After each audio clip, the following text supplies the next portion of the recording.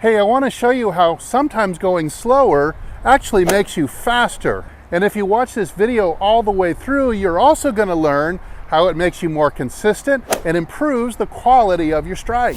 Now, I see three parts of the swing where golfers tend to rush, and the act of being too quick or impatient really gets their swings in trouble early. Now, allow me to use this orange whippy trainer to illustrate those 3 points of the swing. So first of all, some golfers rush and don't finish the backswing. Perhaps they're too anxious, and perhaps they're just trying to swing hard and doing it the wrong way. This swing might look something like this, where somebody rushes the backswing and of course makes my backswing very short.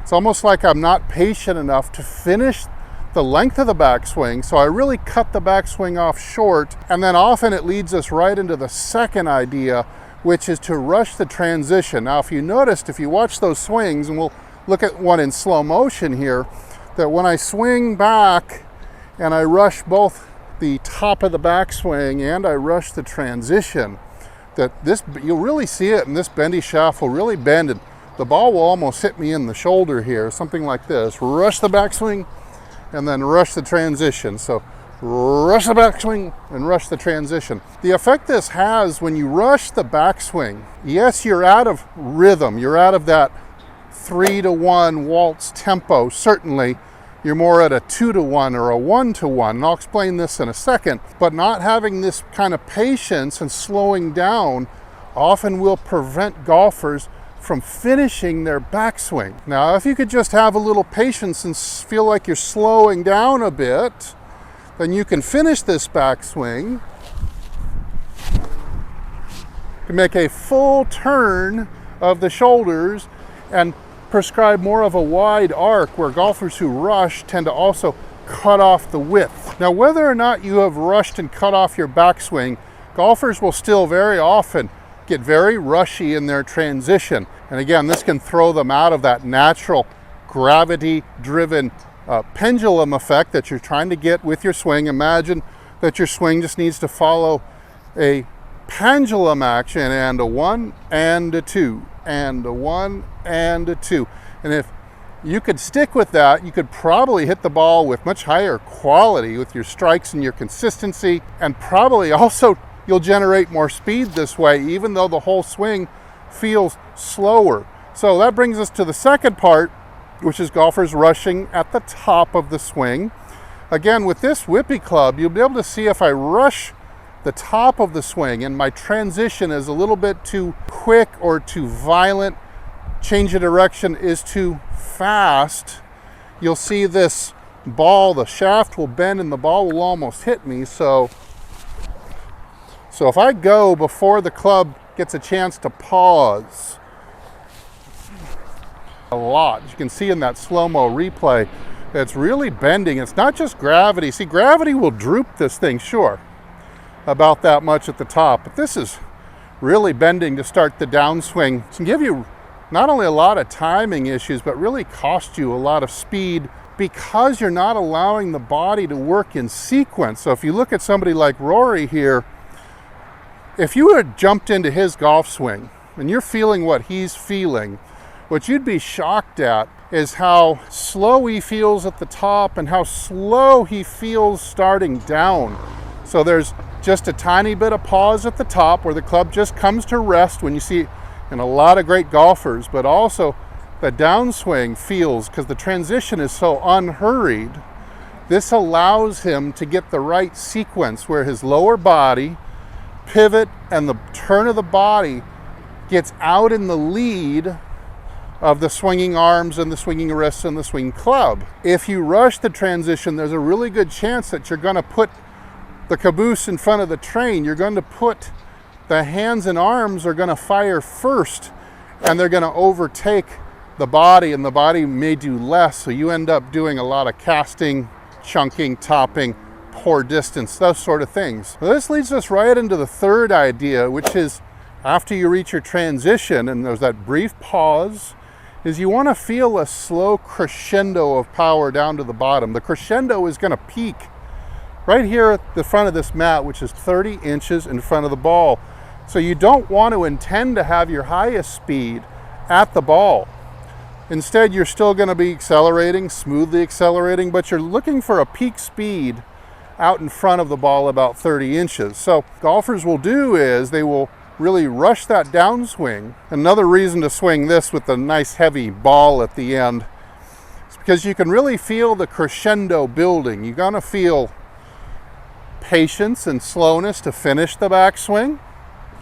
Patience at the top where you just wait a split second for all the energy to kind of stop. Not long enough to ruin the stretch of the muscles in the body. They're still stretched taut and ready to fire, but just long enough to let that club set. And when you start down, you're not going to rush either. You're going to feel like the club is very slow, almost sitting at the top, waiting for just a brief second. And it's that moment where the body starts to step down and starts to rotate, and your pivot starts to happen. And then you start to pick up speed with the hands, not fast, not in a rushed way, but feeling a steady, smooth acceleration or crescendo to the 30-inch past the ball. So let's take a look at all three of these. I'm going to go slow enough to finish the swing, pause, and then slowly crescendo down to the snap point, just like this.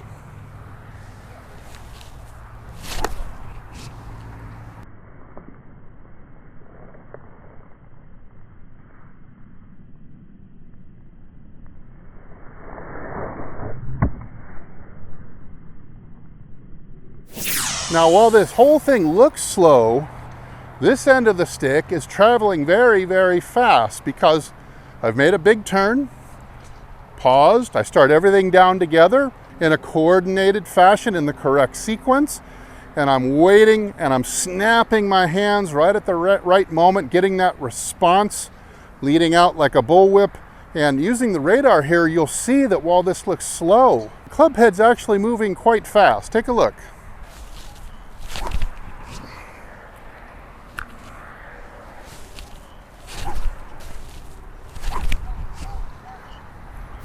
Now, by no means is this a light overspeed club. This ball is pretty heavy, so this should be moving slower, but you can see I was able to register 111 miles per hour with this heavier club simply by feeling slower is faster. So I had the patience to finish the wind up of my swing, paused, and then I feel a crescendo building on the way down, not rushing here, not trying to hit hard from here, but instead I'm allowing just a split second for the pivot to step down and the rotation to start. I'm slowly ramping up the uncocking of the wrists here and then firing right here, putting all my energy right into this spot right here. So I'm able to achieve a very high speed without looking like I'm swinging hard or looking like I'm trying to swing fast. Now, we've seen these principles in play before. This is why we admire forever. We will admire the swing of Fred Couples, who just could crush the ball without looking like he was swinging that hard or didn't even care for that matter. A second example I really like is the late Payne Stewart, who looked like he was just relaxed and turning the hub real slow while the hands made the club head fly really fast. He was a very long hitter when he wanted to be.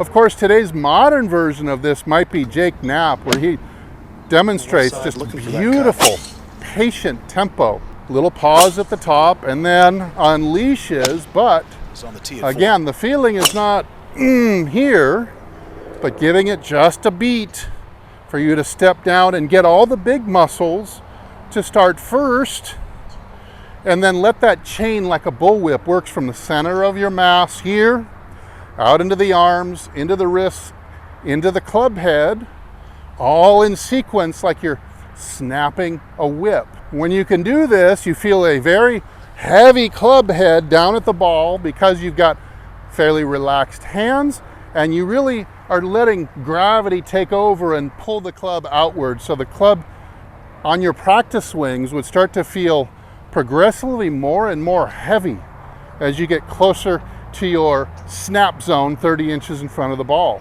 Hey, these are really easy ideas to implement. You can either pick one of these up on my website, hititlonger.com. Check the Pro Shop, or you can get the Metronome app for free on the Apple Store or the App Store on your phone. Follow a 3-to-1 waltz beat and don't be in any rush to get your swing going, but instead focus on getting the speed to build and peak at the right time. Hey, thanks so much for watching this video all the way through and considering these ideas. I hope that if you got some value out of it, you hit the like button, subscribe if you haven't already, and go ahead and visit my website, hititlonger.com, where you're going to find hundreds of more videos and articles that I'm sure will help your golf game. You'll also find options there for personalized coaching. I hope you'll check it out. Now, in the meantime, if I don't see you in the next video, I hope I will see you longer and straighter down the fairway. Everybody take good care.